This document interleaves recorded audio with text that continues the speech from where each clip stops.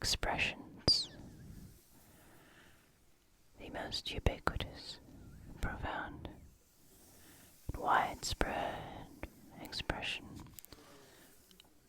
of the human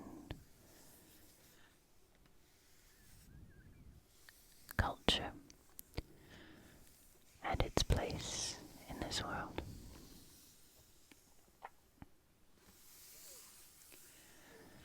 So there will be some nice pictures, page turning,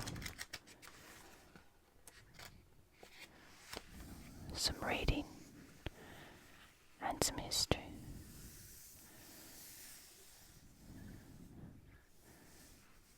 As we pick the tips of this iceberg, without delving too deeply in this vast subject, just enough to pique our interest and become familiar with a few lovely things that influence culture, expression, commerce, and the individual.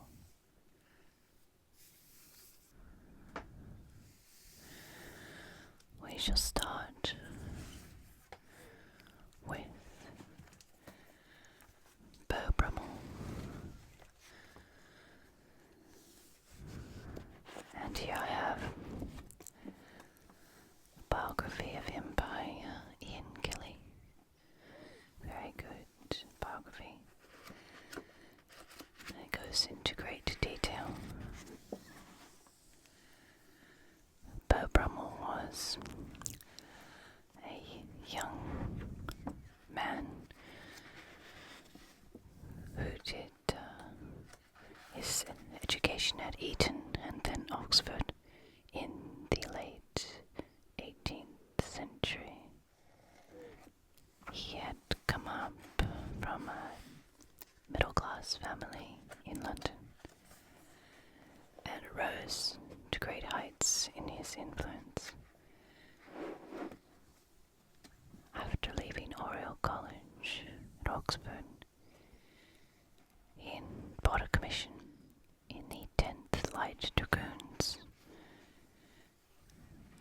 This was called the China Regiment, nicknamed so because they never saw battle, being the regiment of the then Prince of Wales, the future George IV, who was not allowed to go into battle, being the heir to the throne. And it said the uniform of this regiment, the best dressed regiment in the army, greatly influenced Beau Brummell's fashion sense and style.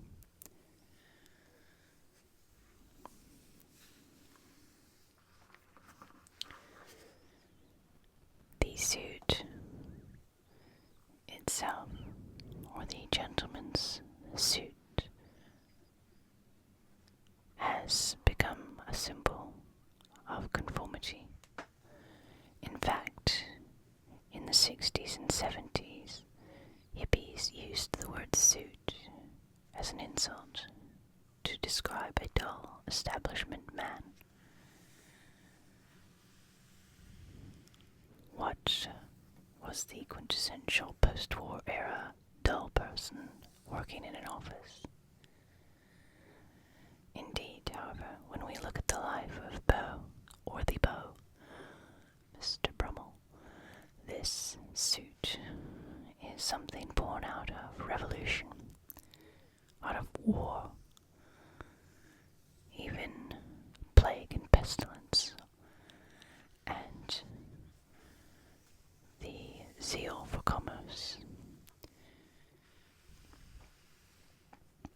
The modern suit still shows this turbulent and eventful past, as well as its predecessors in the Enlightenment and sporting pursuits of the Regency dandy.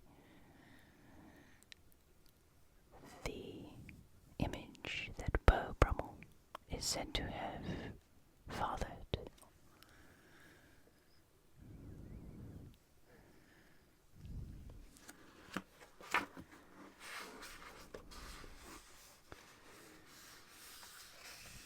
Beau Brummell grew up in the world of large pantaloons, wigs, huge cuffs and collars. This pattern had been cut in the mid-17th century.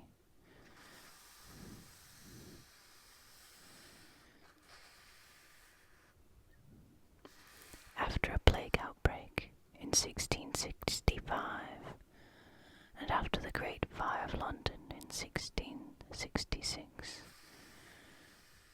Charles II ordered his courtiers to dress in just simple tunics, shirts, and breeches. They're not simple by modern standards, however.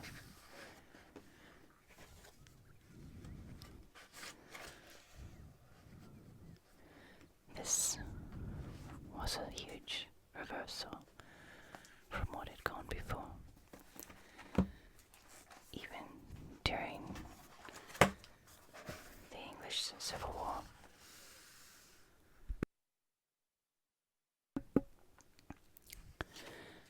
To have a look at the change in fashion, let's look at these.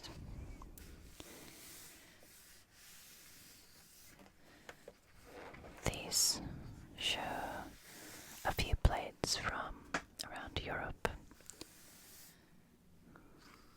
And we'll start in the 1640s.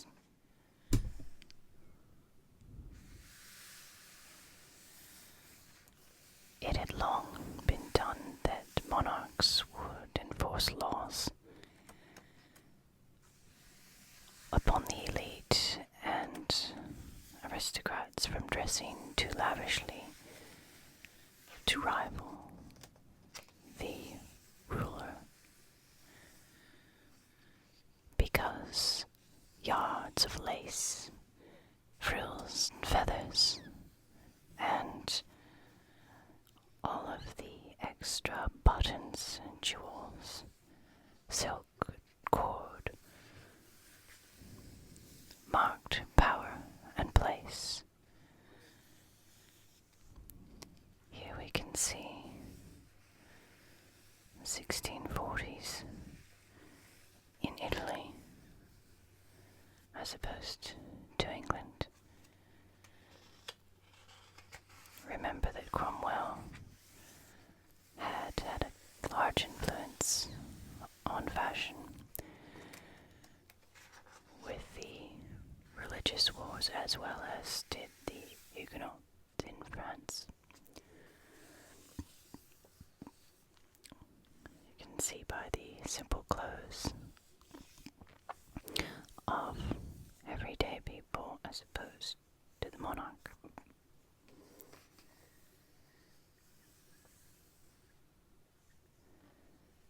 And all of the extra ribbons and frills mean more fabric.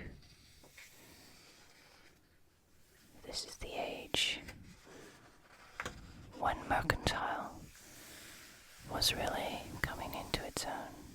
The Hanseatic League cities, especially those in Holland, and Italian free cities like Genoa and Venice, were centers of trade to the Orient, bringing in silks, laces, and leading a trade in fabric that would drive commerce. And here you can see by the end of the 17th century how these fabrics became more on each garment to show success and power. This emerging mercantile class adopted all of these frills, jewels, but also, as you can see, a fullness in order to show off the rich fabrics. So, alongside the landed aristocrats, they spent much of their time on country estates rather than at court in England.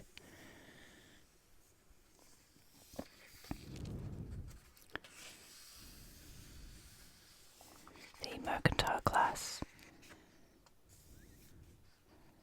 showed off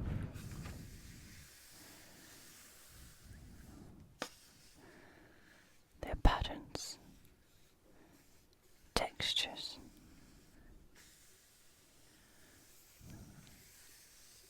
and fabric from far reaches of the world.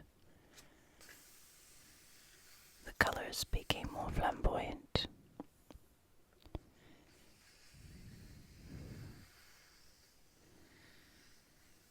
But with the coming revolutions in America and France, sobriety of color began to have an influence. However, by the end of the 18th century,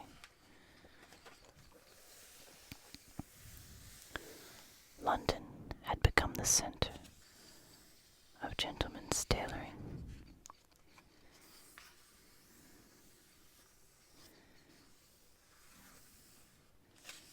Here we can see the fantastic patterns, weaves, things like silk, damask, velvets, and prints.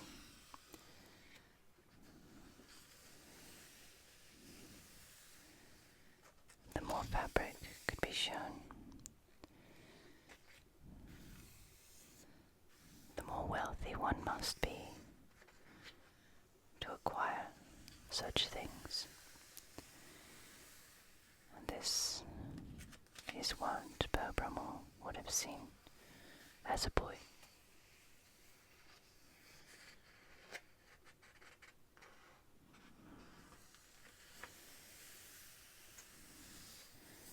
You can see the gentleman's suits here, the knee-high pantaloons, emphasis on the calves, and the large cuffs and collars and pockets with a cutaway jacket, emphasis on the buttons, and the embellishments to the waistcoat.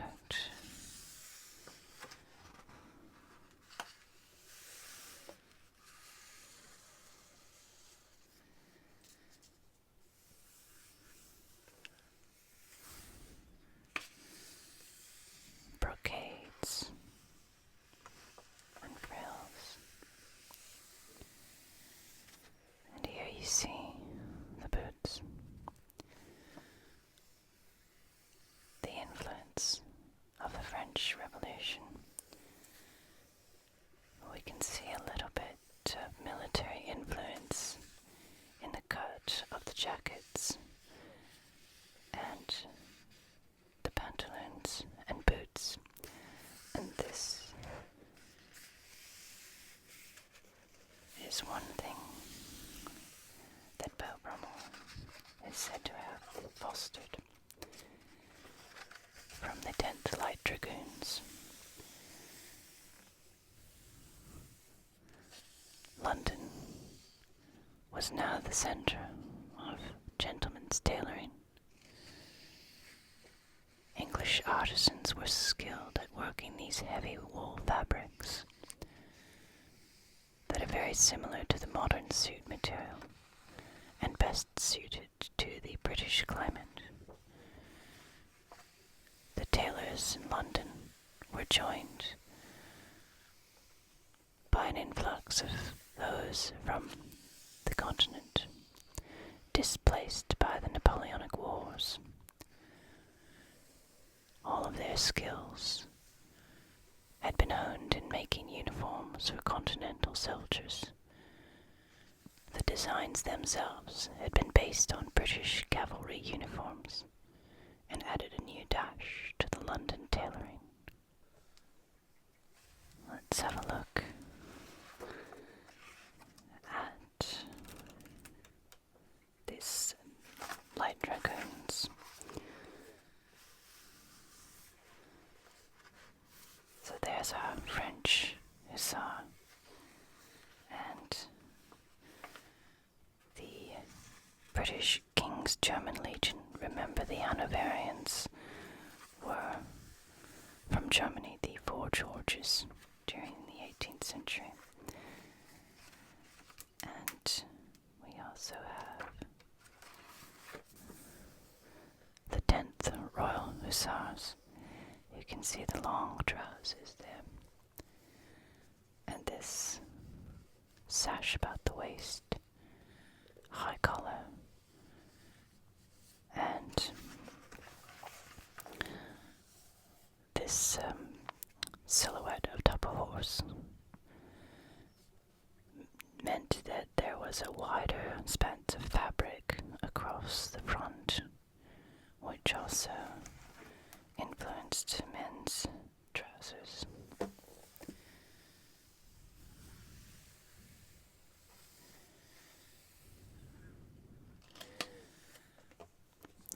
After leaving the Hussars, Beau Brummell became famous, or should I say popular, pioneering the notion that fabric, cut, and silhouette were what made a gentleman's attire, but also a lifestyle. He took up a home in London's West End and had friends, among them the Prince Regent, whom he had met in the Hussars, in the Light Dragoons. All of these men would watch him dress every morning. He outraged the public by bathing once a day and took almost the entire morning dressing.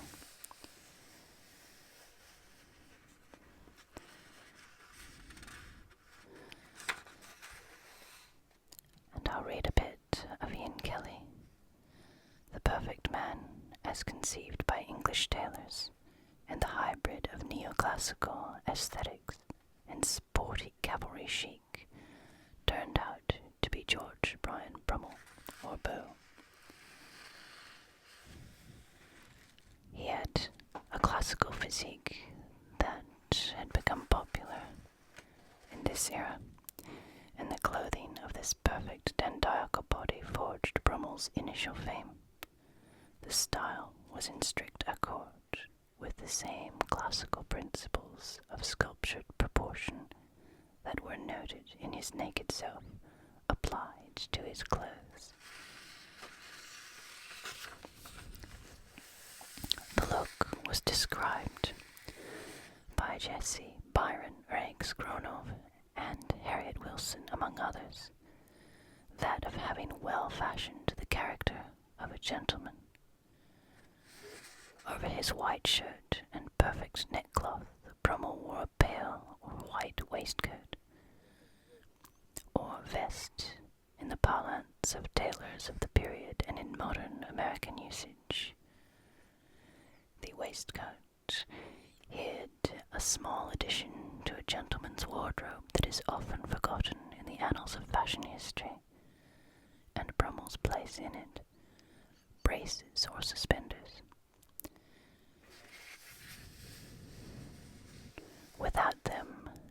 severe line along the thighs and lower legs was impossible, and the belts were both inimical to the style and unflattering to the majority. Brummell wore breeches or tight pantaloons in the morning, in soft stocking-woven fabric or often soft leather.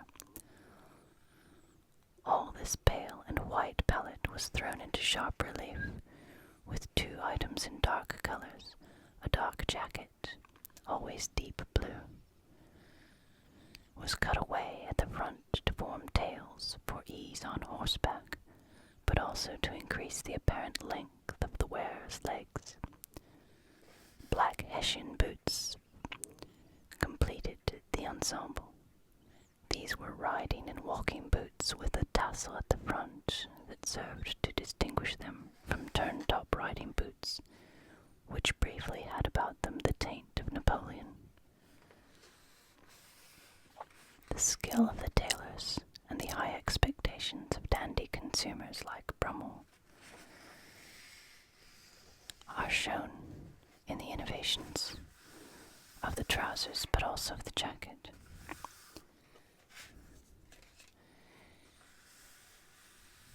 The style made immediate impact, not so much because Brummell had been an innovator, although in small part he had,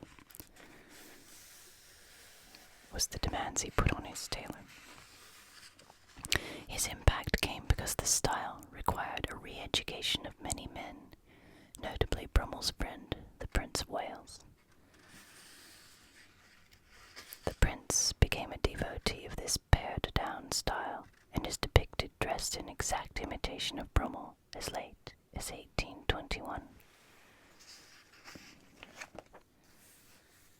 There you can see a little bit of dandy trousers coming down.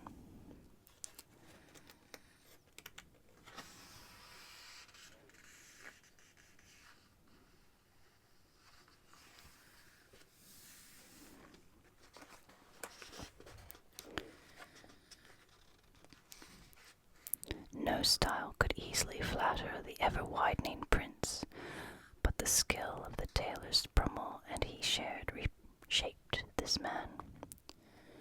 The austerity and simplicity of the style was at first inimical to the creator of the Brighton Pavilion, the Prince of Wales, who created the Brighton Pavilion for his 10th Light Dragoons to entertain themselves, rather than going into battle. But the Prince, like the rest of London, was in thrall by the turn of the century to the neoclassical tailoring and the rules of dress dictated by this young commoner, Beau Brummell, with an intuitive understanding of restrained elegance and some natural gifts with which to deploy it. Brummell had both the required arrogance, poise, and connections, but also understood that these rules were intimidating to many. Brummell's fictionalized alter ego in the novel Pelham issued a code of instruction for the dandiacal body, a mantra for recitation when shaving and dressing. And I'll read that little mantra now, which is what the dandy, or this new gentleman, is supposed to exemplify in his dress and manner. Keep your mind free from all violent affections at the hours of the toilet. Toilet being getting ready, dressing, morning ablutions. A philosophical severity is perfectly necessary to success. Dress contains two codes of morality, private and public. Attention is the duty we owe to others. Cleanliness, that which we owe to ourselves. Always remember that you dress to fascinate others, not yourself. The handsome may be showy in dress, the plain should study to be unexceptionable. Just as in great men we look for something to admire, in ordinary men we ask for nothing to forgive. A man must be a profound calculator to the consummate dresser. There is no diplomacy more subtle than dress. There may be more pathos in the fall of a collar or a curl of a lock than the shallow think for. The most graceful principle of dress is neatness. Dress so that it may never be said of you, "What a well-dressed man," but "What a gentleman-like man."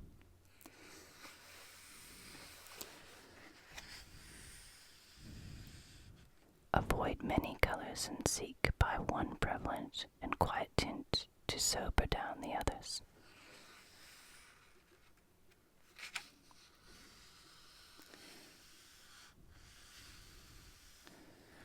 The father of modern costume, as Max Beerbohm titled Brummell, had a style that was uniquely his, but perfect to the spirit of age, quiet, reasonable, and beautiful, free from folly or affection, yet susceptible to exquisite ordering, plastic, austere, economical.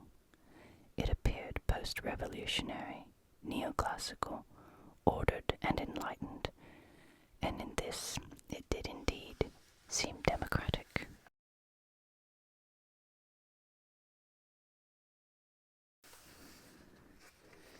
In his later years, Brummell wrote a work that was entitled Male and Female Costume, a history and aesthetic study of Greek, Roman, and British costume, from the Roman invasion until 1822. A very detailed account, and in it he wrote about colors and the composition of an outfit.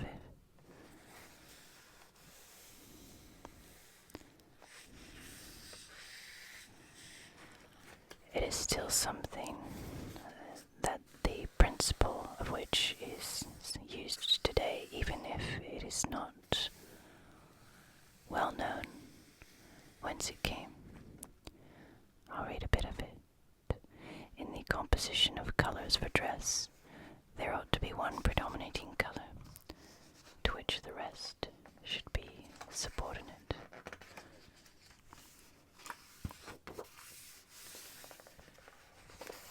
To the predominant color, the subordinate one should bear a relation similar to that between the fundamental or the keynote in music and the series of sounds constituting a musical composition. And as, in a piece of music, there is a relation between the successive sounds or notes, so in dress, the subordinate colors should be in harmony with each other.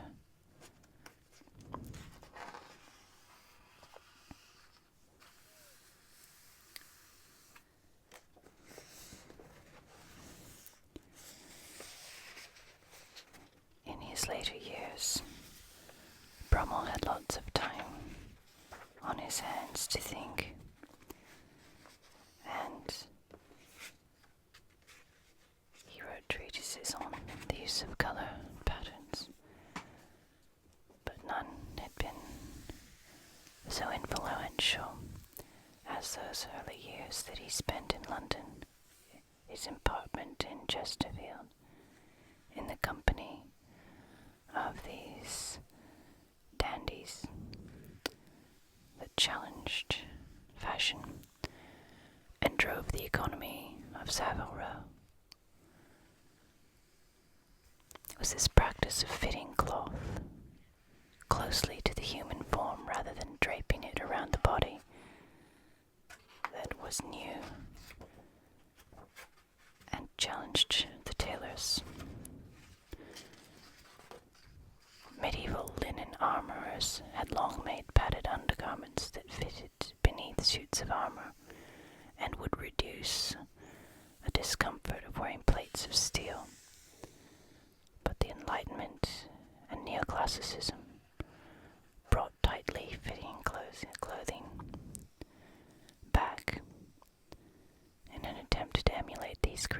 virtues.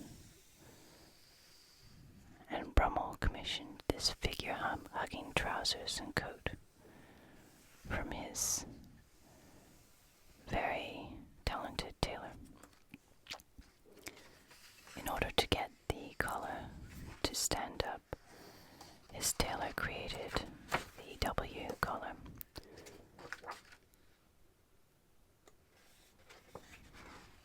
So that the two would not overlap. Here the collar is lying flat on the chest,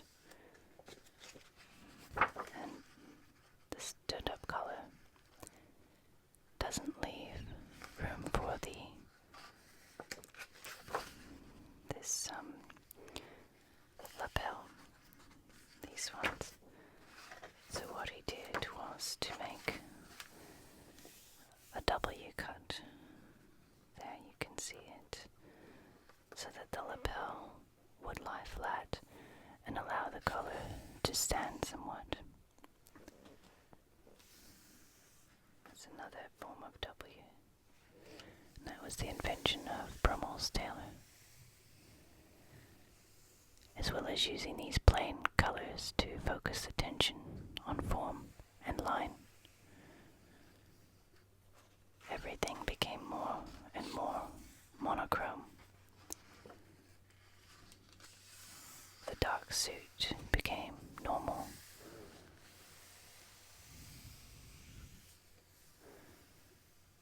And this fashion stretched far beyond London.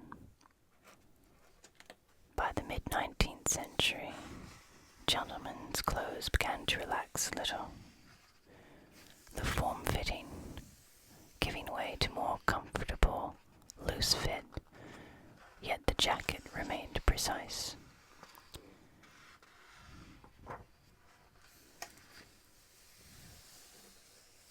However, the military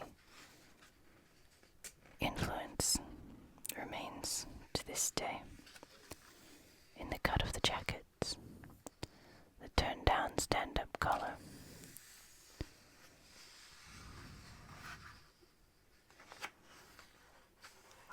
Of Brummell's tailors Paul Munday and Meyer and Mortimer.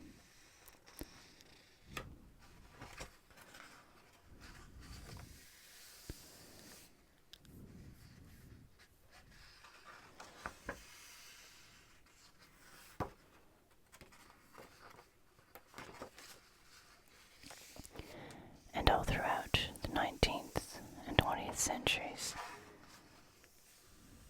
that military influence in men's jackets and suits can still be seen. Even with the morning coat of Victorian Britain, these suit jackets and trousers gradually came together, replacing the silk stock that had been worn around the neck. As you can see, the ties were very important for Brummell. To get that tie perfectly right, Brummell sometimes went through a number of linen neck ties, but it gradually went into a tie underneath this collar, still stiff.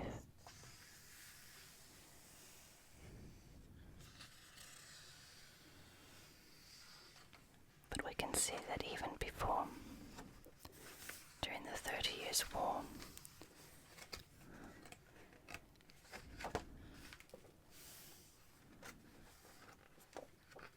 how men's fashion had been inspired by the military. Louis XIV especially liked the collars and silk neckwear.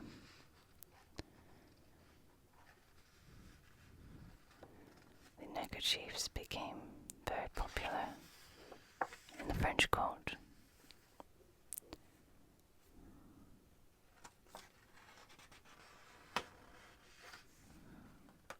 And that is what became the modern gentleman's necktie.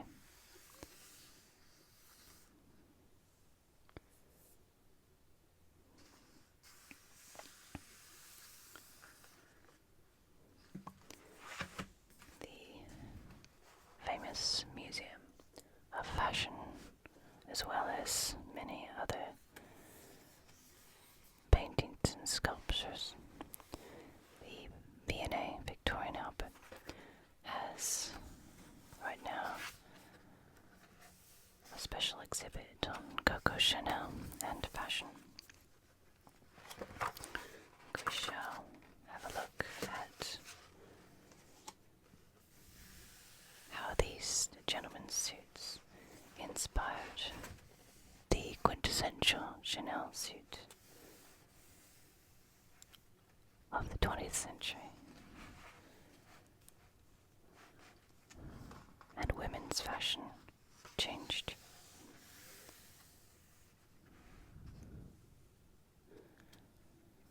So what Beau Brummell was to gentlemen's wear, Coco Chanel was to women's costume.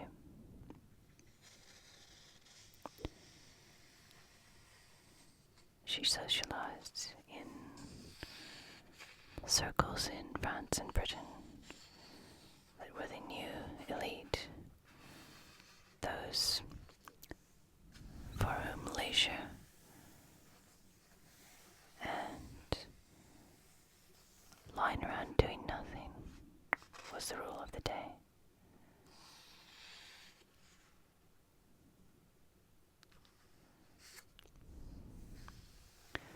So many of her designs are not only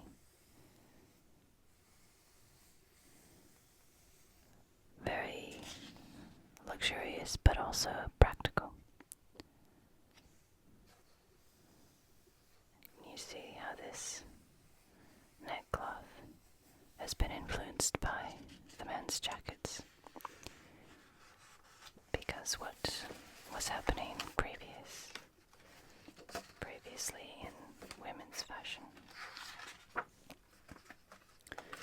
had been the crinolines and corsets shaping or alluding to the shape of a woman's body, bustles and mutton chop sleeves.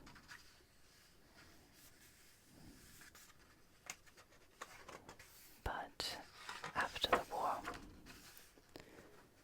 these elongated, cinched waists, crinolines and corsets gave way to a more practical style in which a feminine body could move more freely, more easily. This is the era of the Art Nouveau, going into that practical and very utilistic style of Art Deco. So straight lines and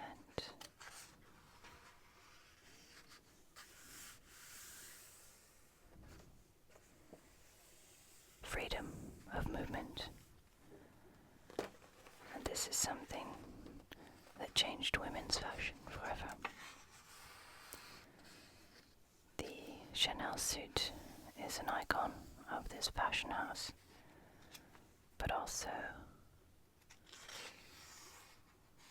having had the most profound effect on every woman's fashion since.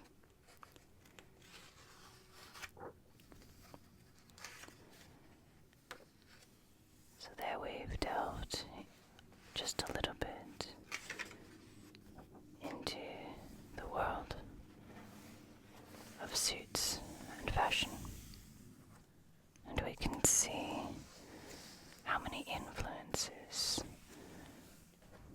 clothing has had, and conversely how clothing has influenced human culture and expression. I hope you've enjoyed touching the tips of these giant icebergs with me, seeing how one thing can relate